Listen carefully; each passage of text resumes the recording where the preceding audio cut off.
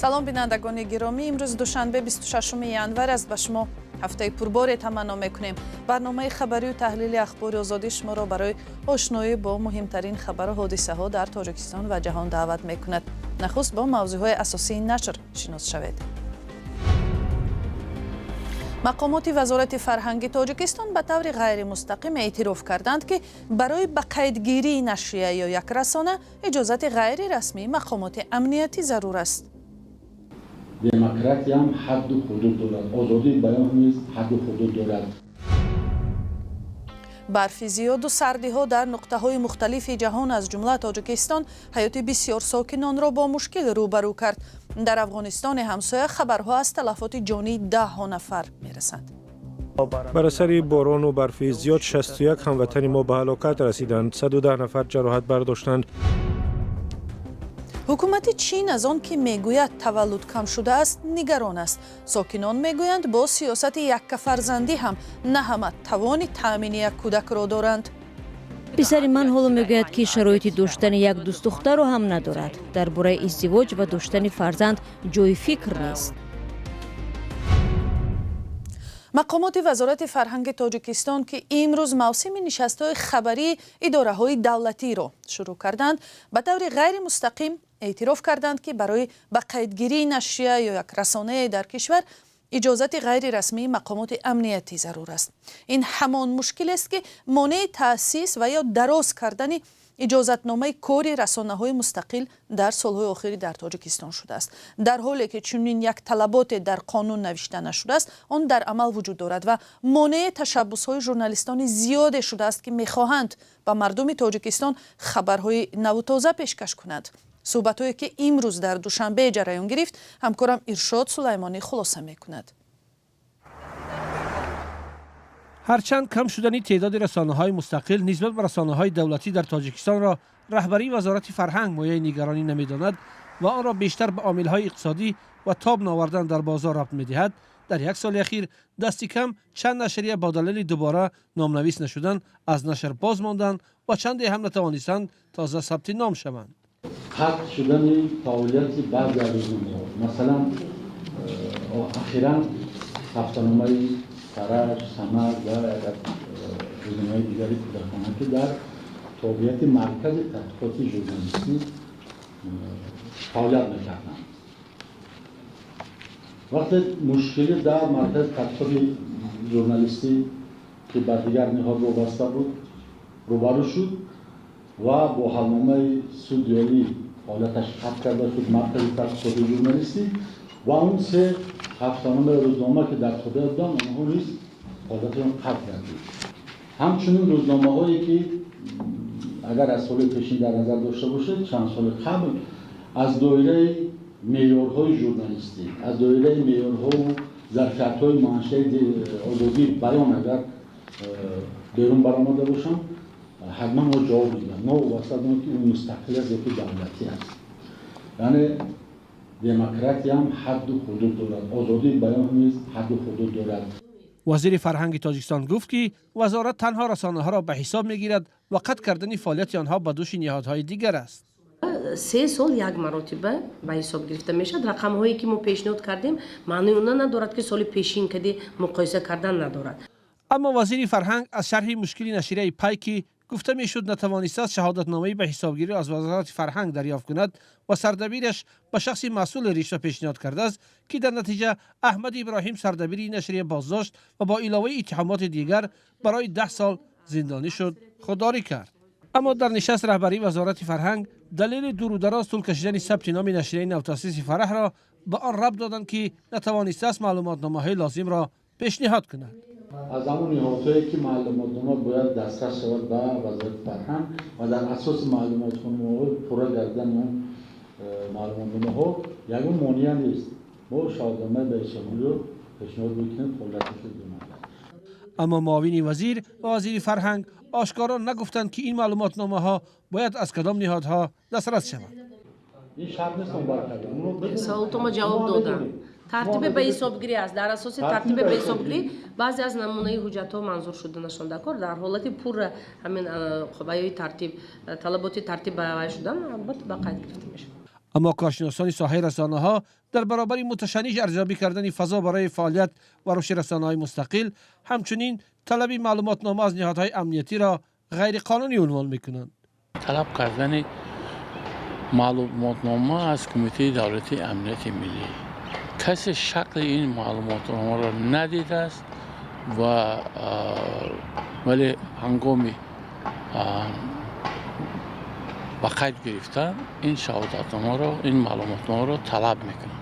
قانون چه پیش بینی؟ متاسفانه در قانون همین چیز وجود ندارد، لیکن در زیرسنت حقوقی که برای به حساب گرفتن و به قید گرفتن رسانه ها از جانب وزارت آماده کرده شده است، این چیز وجود دارد. یعنی همین طلبات اصلا طلبات غیر قانونی است. سالهای اخیر تعداد رسانه‌های مستقل در تاجیکستان به شدت کم شده است. طبق آمار اخیر وزارت فرهنگ، فعلا در تاجیکستان 61 روزنامه مستقل چاپ می شود که در قیاس به یک سال پیش 7 عدد کمتر است. نشریه‌های دولتی 131 عدد حساب شده است. با اطلاع رسمی در کشور از 184 مجله 151 تای آن دولتی اند. در رده‌بندی سازمان‌های جهانی یک عامل اصلی کاهش رسانه‌ها در تاجیکستان سرکوب آزادی بیان، روزنامه‌نگاران و رسانه‌ها در چند سال اخیر بوده است، اما در نشست وزارت فرهنگ به این نکته اشاره نشد. سلام، اگر خط و خبر می‌خواهید ما داریم. نوید بامدادی، سرخط خبرها، اخبار تاجیکستان و جهان، گزارش‌ها و تحلیل‌ها. چی می‌گذرد و چرا؟ دانستن فهمیدن است. ضمیمه یا اپ ما را بگیرید.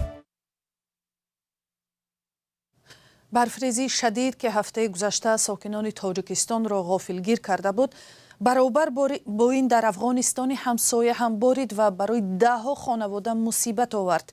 تا امروز خبری جان دادن ده‌ها تن و جراحت 110 کس دیگر گزارش می شود.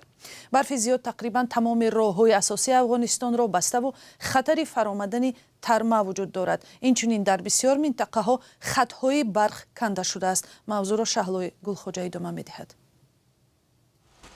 ҳавои сарди зимистони имсола дар афғонистон дасти кам 61 нафарро ба ҳалокат расондааст. вилоятҳои марказӣ ва шимолии ин кишвар чанд рӯзи ахир зери тӯфон мондааст. як мақоми ҳукумати таҳти назорати толибон шумори ҳалокшудагонро эълон кард.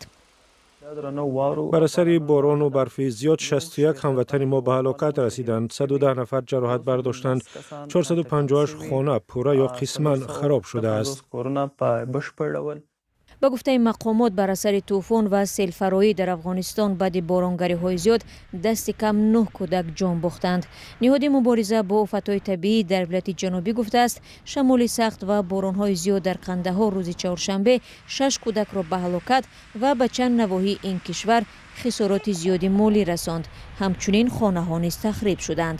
рӯзи чаҳоршанбе дар як ҳодисаи дигар дар вилояти шарқии нуристон бар асари фаромадани сел дар деҳаи қурайш 3 аъзои як хонавода ба ҳалокат расида 2 тани дигар захмӣ гардиданд. рӯзи панҷшанбе ҳафтаи гузашта боридани барфи шадид сокинонро бо хатари бештар рӯбарӯ намуд. хабарнигори франс пресс мегӯяд дар вилояти марказии ғазнӣ дар давоми 24 соати гузашта тақрибан 80 сантиметр барф борида бозорҳо ва роҳҳоро бастааст. барфи ҷамъшуда боиси фаромадани тарма, тахриби хонаҳо ва бастани роҳҳо шудааст. як чӯпон аз вилояти нуристон бо ирсоли видео ба радиоозодӣ гуфт ки чорвои худро бар асари тӯфон аз даст дод. دیروز وقتی از اینجا میگذشتم ناگهان طوفان سر شد. بوس‌ها از نشابی به پایان پرتافت. 2 تا هنوز اینجا زیر برف ماندند. من 5 تا بوس را ذبح کردم. 5 تا دیگر را از زیر برف بیرون کشیدم. дар афғонистон чанд шоҳрои бузург баста шуда боиси дар инзиво қарор гирифтани рӯстаҳо гардидааст. ин дар ҳолест ки гӯшаҳои аз ин кишвар аз заминларзаҳои соли гузашта ҳанӯз барқарор нашудаанд. ин кишвар ки зуд обхезӣ, ярч ва тӯфонҳои марговарро аз сар мегузаронад, бахусус дар манотиқи дурдаст мардумро дар баробари шароити шадиди обу ҳаво осебпазир мегардонад. خدمات امنیتی دولتی ازبکستان گفت که خادمان این ساختار یک شهروند تاجیکستان را از اسارت رها کردند. دفتر مطبوعات این نهاد روز 26 ینور در یک برنامه تلویزیونی خبر داد که حادثه در شهر دهنوی ولایت سرخاندریای ازبکستان رخ داده است. به اطلاع رسمی یک ساکن 32 ساله شهر دهنو که داغ سودی هم داشته است، як сокини 32 солаи шаҳри Душанберо гаравгон гирифта ӯро шиканҷаву азият кардааст. Тафтиш маълум намуд ки сокини Деҳнав ба як шиноси дигараш сокини 37 солаи Душанбе дар ҳаҷми $11,000 қарз додааст. вақте ин пул сари вақт баргардонида нашуд, сокини Деҳнав як ҳамкори марди қарздоршудаи сокини Душанберо гаравгон гирифта гуфтааст ки танҳо баъди бозгардони қарз ӯро озод мекунад. вале азбаски қарз баргардонида нашуд, марди тоҷикистонӣ дар асорат монда ба иттилои хадамоти амнияти давлатии Ӯзбекистон мавриди шиканҷаву латукуби зиёд қарор гирифт. шаҳрванди Ӯзбекистон ки дар содир кардани ин ҷиноят гумонбар мешавад ба ҳабс гирифта шудааст. ҷузъиёти дигари ин ҳодиса маълум нест, аз ҷумла ин ки ҳодисаи гаравгонгирӣ кай рӯй дода, марди тоҷикистонӣ чӣ муддат дар дасти сокини Сурхондарё дар асорат будааст. барномаро пай мегирем. дар ҷумҳурии мардумии Чин соли 2025 яъне порсол наздик ба 8 миллион тифл ба дунё омадааст ки як каме камтар аз тамоми аҳолии Тоҷикистон аст. ин камтарин омори таваллуд аз соли 1949 будааст. дар Чин тамоюли коҳиши таваллуд чанд сол аст идома дорад, дар ҳоле ки ҳамин ҳоло ҳам шумори аҳолии ин кишвар аз 1 миллиарду 400 миллион нафар бештар мебошад. сабаби кам шудани таваллуд дар Чин чӣ аст? ин пурсишро аҷонсии Reuters бо бархе занон дар Чин дар миён гузошт. гузоришро Муъмин Аҳмадӣ тақдим мекунад. фурӯшгоҳи либосҳои арӯсӣ дар шаҳри Ҳучу дар шарқи Чин. дар ин шаҳрак ки садҳо дукони фурӯши либосҳои арӯсӣ кор мекунад, соли гузашта пурмуштарӣ будааст. мақомоти Чин мегӯянд, соли 2025 нисбат ба соли 2024 издивоҷ 8% афзоиш ёфтааст. ин омор мақомоти Чинро ба афзоиши таваллуд дар ин кишвар умедвор кардааст ки ба ҳадди рекордӣ коҳиш ёфтааст. соли гузашта дар ин кишвар наздик ба 8 миллион тифл ба дунё омадааст ки дар беш аз 70 сол камтарин омор будааст. дар фурӯшгоҳи бузургтарини либосҳои арӯсӣ дар Чин ба мавзӯи издивоҷ ва таваллуд нигоҳи дигар доранд. агар ҳукумат барои издивоҷу таваллуд ба ҷавонон бештар кӯмак ва онҳоро ҳавасманд кунад, шояд майл бештар шавад. ҳоло ҷавонон дигар шудаанд. дар бораи издивоҷ фикрашон дигар шудааст. ҳукумат мехоҳад ҷавононро бештар ба издивоҷ ва ба таваллуди кӯдак ҳавасманд кунад. коршиносон мегӯянд, сабаби асосии коҳиши таваҷҷӯҳи ҷавонон ба издивоҷ дар Чин хароҷоти гарони нигоҳубини кӯдак ва таҳсил дониста мешавад. рости гап, дар кишвари мо духтарон каму писарон бештаранд. агар шумо шароит барои издивоҷ надошта бошед, агар ҳатто 2 нафарро маҷбури якҷо кунед ҳам зиндагии хуб нахоҳанд дошт. мисол, писари ман ҳоло мегӯяд ки шароити доштани як дӯст духтарро ҳам надорад. дар бораи издивоҷ ва доштани фарзанд ҷои фикр нест. дар Чин расм аст ки пеш аз издивоҷ волидони домод бояд барои писаронаш хона, мошин ва дар баъзе ҳолат пули калони қалин ё маҳр омода кунанд. Чин бо бештар аз 1 миллиарду 400 миллион аҳолӣ дуюмин кишвари сераҳолитарини дунё аст. то соли 2023 дар ҷои аввал буд, вале ҳоло Ҳинд аз Чин гузаштааст. коршиносон мегӯянд, агар таваллуд бо чунин суръат дар Чин давом кунад, аҳолии он сол то сол камтар хоҳад шуд. бинандагони арҷманд, барномаи ахбори озодӣ ба поён мерасад. хабару ҳодисаҳои муҳимро метавонед аз сомонаи радиои озодӣ ҳар вақте ки хостед пайгирӣ кунед. озодӣ.орг.